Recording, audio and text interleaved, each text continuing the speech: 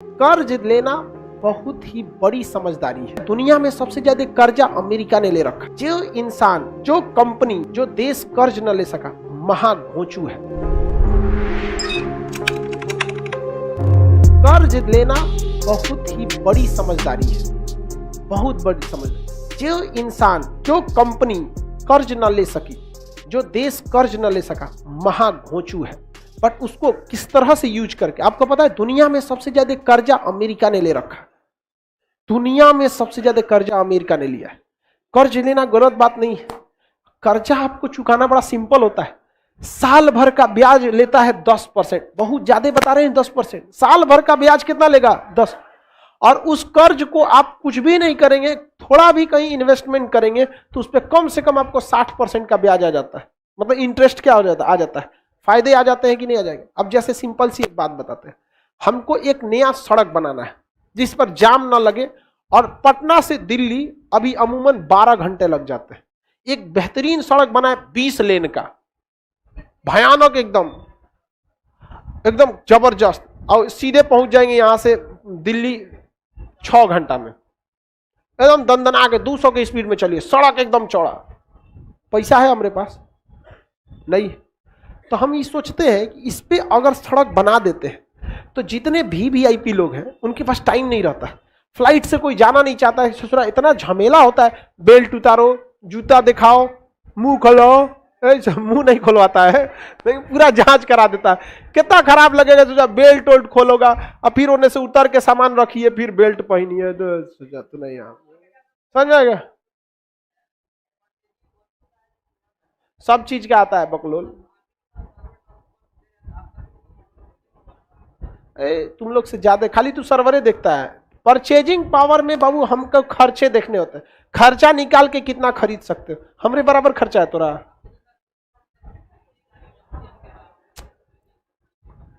हम बाद में खरीदने की बात हम करें, लाइबिलिटी हमको कितना देना पड़ेगा। सर्वर हम यूज कर चुके हैं, हम बिल पेमेंट करेंगे, तुम नया सामान खरीदेगा। तोरा 1 करोड़ देंगे, तू 1 करोड़ का नया सामान खरीदेगा। हमें 1 करोड़ देगा तो 50 लाख हम बिले पेमेंट कर देंगे। इतना पीछे से माथा पे अपना लोड रहता है, नहीं समझा? तो कौन सी का लोड होगा तुम्हें? खूब से खूब रिचार्ज कराएगा। अब हमको पता है कि उस पर अमीर लोग क्या करेंगे, जाएंगे, और अमीर लोग से हम क्या ले सकते हैं? टैक्स ले सकते हैं। पैसे क्या कर सकते हैं? टैक्स ले सकते हैं बहुत ज्यादा मात्रा में। कह देंगे इस पे जो गाड़ी लाएगा 1000 रुपया हमको क्या दो, टोल दो, कोई भी दे देगा।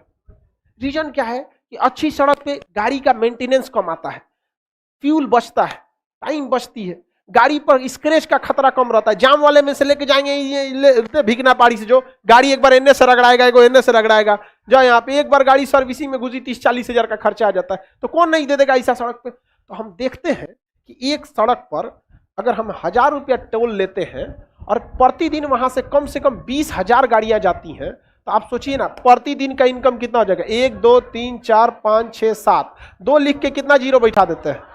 कितना जीरो? 7। कई दाई सैकड़ा हजार, 10,000 लाख, 10 लाख करोड़। प्रतिदिन कितना? 2 करोड़। प्रतिदिन इनकम कितना हो रहा है? 2 करोड़। सोच इस सड़क तो एक नंबर है, 20,000 गाड़ी तो एक नंबर जाएगी। दिल्ली जिसको जाना होगा इसी सड़क से जाएगा। हमको इस दूसरा कहां से आएगा? क्योंकि एक दिन का है। किसका है? पर डे का। साल भर में गुड़ा कर लीजिए ना, इतना से 365 से गुड़ा करो तो 365 का दूना हम 700 मानते हैं। ध्यान से समझो, 365 का दूना हम कितना मान लेते हैं? 700। तो यहां हम लिख देते हैं 700, हाई जीरो तो फ्री में उतरेगा 7 गो। हाँ हो गया। इकाई दहाई सैकड़ा हजार, 10,000 लाख, 10 लाख करोड़, 10 करोड़ अरब, 7 अरब साल भर। एक साल में कितना अरब? 7 अरब। तो ससुरा हम बैल है ना जो विश्व बैंक से कर्जा न ले। विश्व बैंक से हम कर्जा ले लेते, भैया हमारा 7 अरब लोन दे दे, एक साल बाद चुका देंगे, थोड़ा 8 अरब देंगे। कहा कि विश्व बैंक भी देगा? इतना जल्दी तो पैसा कोई डबले नहीं करता है। इस 7 अरब कर्जा ले रहा है, 10 अरब दे देगा। तो हम कितना लाएंगे? 7 अरब। अब विश्व बैंक को कहेंगे 10%, हम भले ऐसे बोल दिए, ब्याज कितना लगेगा? 10%। 10%, 7 अरब का 10% ससुरा 1 अरब नहीं होता, 70 करोड़ होगा। कितना होगा? 70 करोड़। मान के चलो 100 करोड़। हम विश्व बैंक से कितना लाएंगे? 7 अरब। लौटाएंगे कितना? 8 अरब। कितना अरब? 8 अरब। सड़क बनने में लगेगा 3 साल। सड़क बनने में 3 साल। तो हम उसको लौटाएंगे हर साल 1 अरब ब्याज जोड़ के।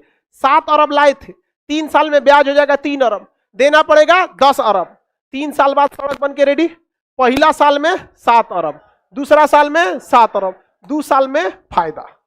लेकिन अगर यही पैसा लाएं और बिहार के ठेकेदार को दे देंगे, वो बिहार का ठेकेदार बनाएगा 15 साल में 7 अरब का ब्याज हो जाएगा 20 अरब।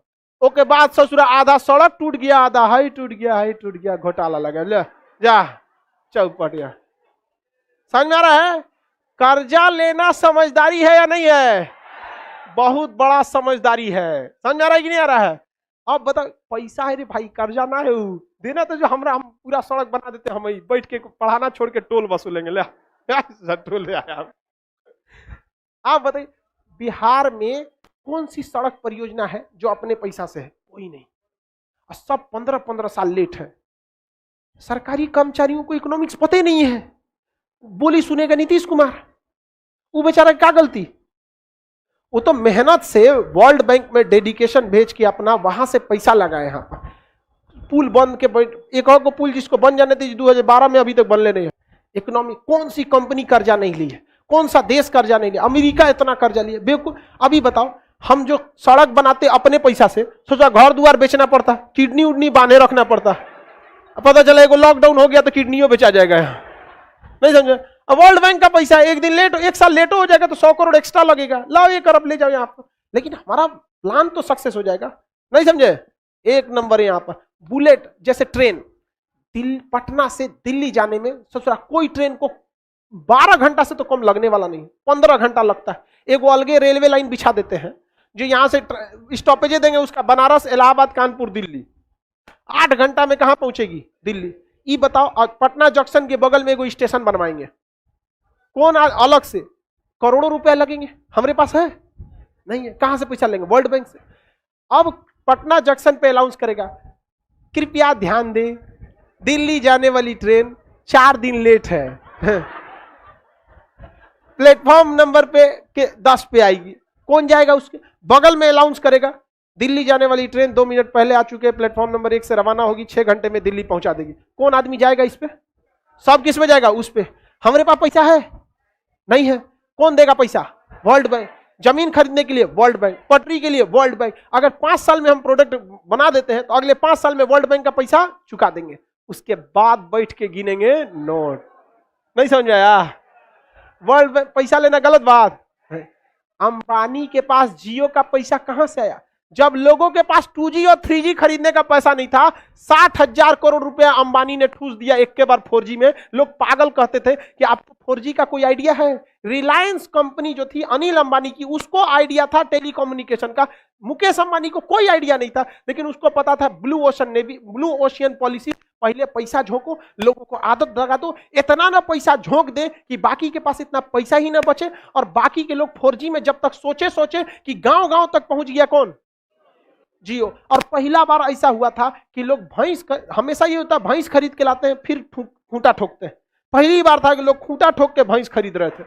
मतलब सबके पास सिम था, मोबाइल 4G था ही नहीं। सब लोग क्या कर लिए? मोबाइल। अब इस सिम खरीद लिए, अब एक कोचने के लिए क्या खरीद रहे थे? मोबाइल। इनफैक्ट हम भी ये 2016 में केवल और केवल जियो के लिए ही खरीदे थे। जियो फ्री दिया था तो हम भी आज भी इसी से चलाते हैं, हैंडी है। आप समझ में आ गया कि नहीं आ गया? किसी को कोई दिक्कत नहीं है?